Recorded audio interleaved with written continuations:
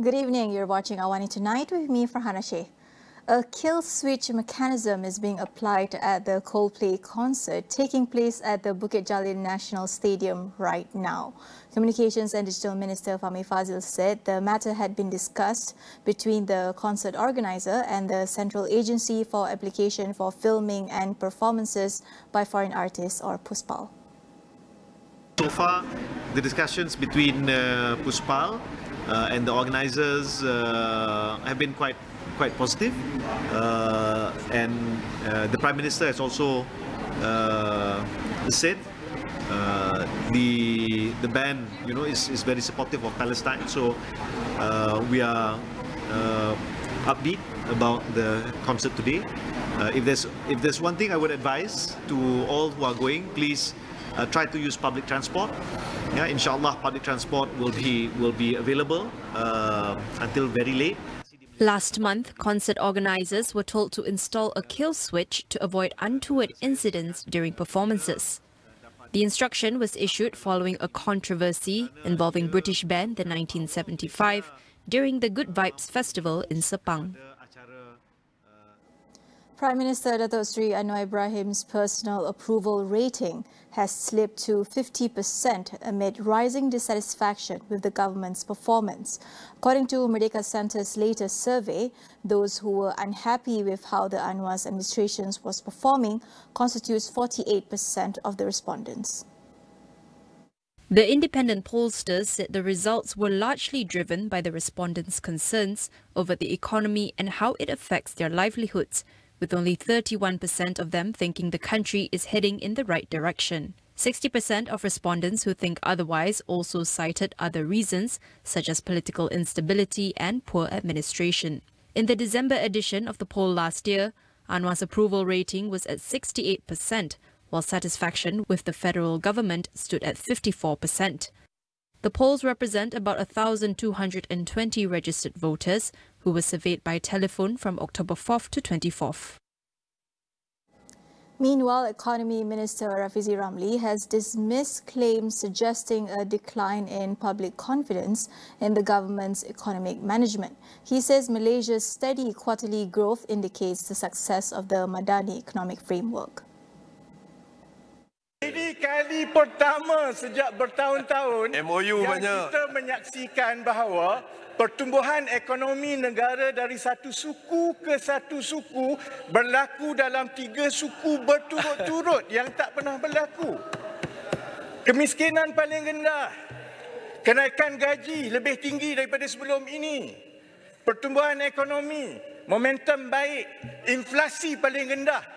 Jadi dekat bahagian mana Paguh yang kata bahawa rakyat tidak ada keyakinan, sedangkan kita lihat sedikit demi sedikit keyakinan itu telah pulih, termasuklah juga dengan kemasukan pelaburan-pelaburan. Earlier in the Dewan Rakyat, Paguh MP Tan Sri Muhyiddin Yassin claimed Malaysians were becoming increasingly frustrated with the government's inability to boost growth. He said this was due to Prime Minister Datuk Seri Anwar Ibrahim's insistence on heading the Finance Ministry and suggested that the economy should be managed by a single ministry headed by Rafizi instead. The flood warning system for 3 river basins in Kelantan, Terengganu and Pahang is unsatisfactory, according to the 2022 Auditor General's report released today. It was found to have an accuracy rate of only 5.6% and could only issue warnings 2 days in advance. The report noted that the government had allocated 145 million ringgit for Phase 1 of the Flood Forecasting and Warning Programme. However, it revealed that 10 planned upgrades had not been implemented. It added that 7 monsoon flood forecasts were issued less than a week in advance, and 51 warnings were issued less than 2 days before the expected flood date. The programme's Northeast Monsoon Report also showed significant discrepancies, with 28 announcements showing a difference of more than 0.5 meters between predictions and actual events. At the same time, the Auditor General's report also revealed that the government's targets for rice production output and productivity per hectare have not been met. It said the Agriculture and Food Security Ministry's management of rice cultivation program had incurred more than 660 million ringgit in losses, the largest waste of public funds in its series of audits. The AG's report said the remaining allocation of 448 million ringgit meant to provide subsidies and incentives to paddy farmers had not been spent. It found that almost a quarter of over 77,200 rice farmers had an average income of below 600 ringgit per month. Between 2019 to 2022, the report also noted that rice seed production by the Malaysian Agricultural Research and Development Institute could not meet the required demand of 507.52 tonnes. It said the ministry's program needed improvement in terms of land, rice seed, fertilizer and machinery management. All threats at schools and other educational institutions must be immediately reported to the Police and Education Ministry. In a statement, the ministry said all institutions under its purview must comply with the instructions issued by authorities. The ministry's statement comes after a number of schools across the country received bomb threats via email on Tuesday and Wednesday. It said the government was taking the issue seriously and prioritized the safety of teachers and pupils. Police previously said the bomb threats were found to be a hoax, as the same content of the email was also sent to 70 schools in Jamaica on November 12th. Investigations are now focused on whether the incident in Malaysia was related to the one in Jamaica, which is believed to have been carried out by an individual with experience in computer software.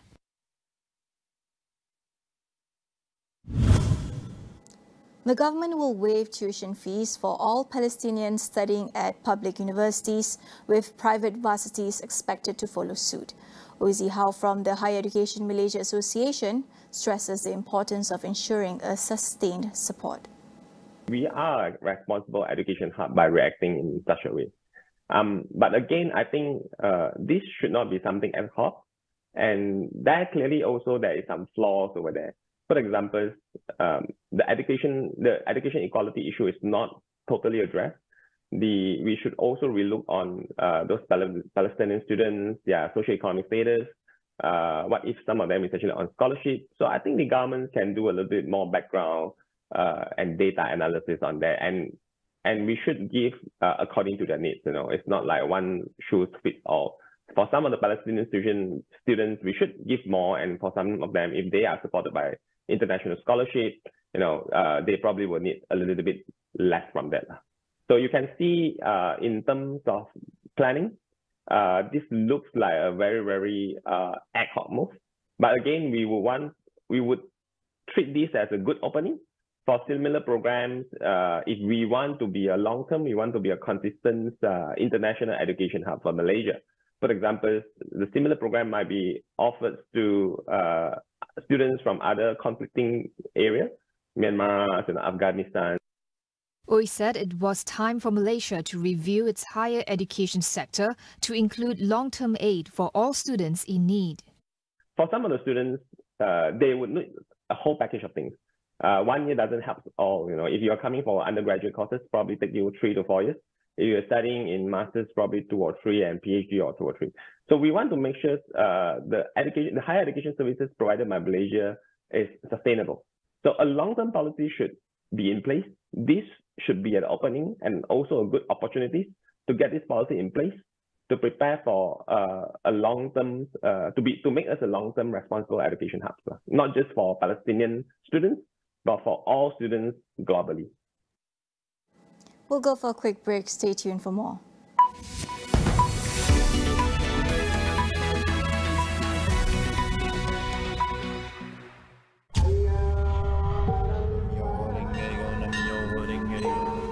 Daulat Tuanku.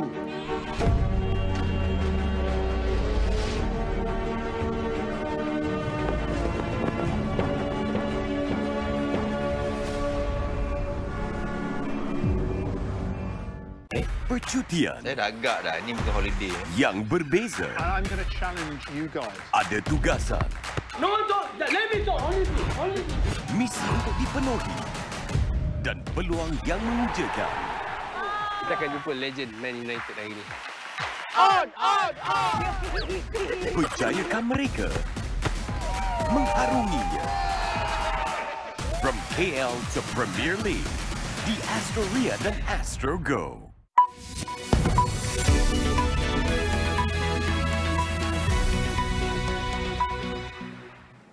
Welcome back. Hamas and the Israeli government have agreed to a 4-day ceasefire following 6 hours of debate. During this period, 50 women and children held in Gaza will be released in return for 150 Palestinian women and children from Israeli jails. The pause in fighting would also extend an extra day for every 10 additional hostages released by Hamas. The first group of captives are expected to be released on Thursday. Meanwhile, hundreds of trucks carrying humanitarian aid will be allowed into all areas of the Gaza Strip without exception. Israel has also agreed not to arrest anyone in Gaza for the duration of this temporary truce. In other news, the World Health Organization said that COVID-19 remains a threat as variants of the virus are spreading steadily around the globe. The WHO currently classifies 3 variants as variants of interest and 6 variants under monitoring, which is a lower level of concern. One of the 6 variants under monitoring, BA.286, is being moved up to become a variant of interest. The agency said though there is no change in severity compared to other variant sublineages, there has been a slow and steady increase in its detection globally. The COVID-19 pandemic killed millions and caused severe economic and social unrest. The WHO declared it as a public health emergency of international concern on January 30, 2020 and finally lifted it on May 5th this year. Sam Altman will return as CEO of OpenAI, following immense pressure from employees and investors to reinstate him. The company also agreed in principle to partly reconstitute the board of directors that had dismissed him less than a week ago, sending shockwaves across the tech industry. The board had given few details explaining Altman's firing on Friday, other than a loss in confidence in his ability to lead and the need to defend OpenAI's mission in developing AI to benefit humanity. Following the dismissal, Altman had agreed to head a new advanced AI research team in Microsoft, along with the startup's president, Greg Brockman, who had quit right after Altman was ousted.